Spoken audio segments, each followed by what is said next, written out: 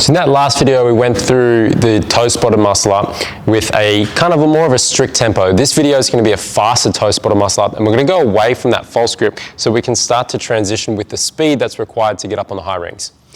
So setup's still the same. We can progressively make this harder, and I'll show you how you're going to do that over time. We start in the same spot. So we're going to lean back. We still have our sort of load in the legs. I'm pretty much just standing here. Just another little note with these rings, you want to make sure that they're at a height where you can still get the feet on the ground at the bottom of the dip. Generally for most, it's like just below the sternum. You could probably get it a little higher, around like just low chest height, but any higher than that and you've got to use a bit of a jump to get over the rings.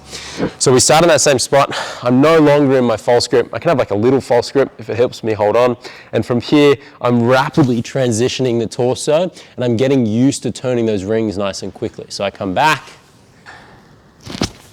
and I transition nice and fast. I don't have to start directly on the chest, so I can go through almost like a ring row and transition nice and fast. To make this harder, more like a muscle up, I start to go underneath the rings a little bit more, and I can start from the bottom.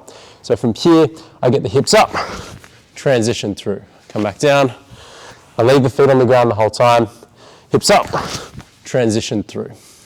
Go through one more, hips up, transition through. So I'm now starting to add that little hip drive element, and I'm also getting that fast transition. So if you're just new to the fast transition phase, stick with the first variation. If you've started to go through the hips to rings on the high rings, and you've done maybe some of the hip drives with the bands, start to go through that lower kind of harder transition.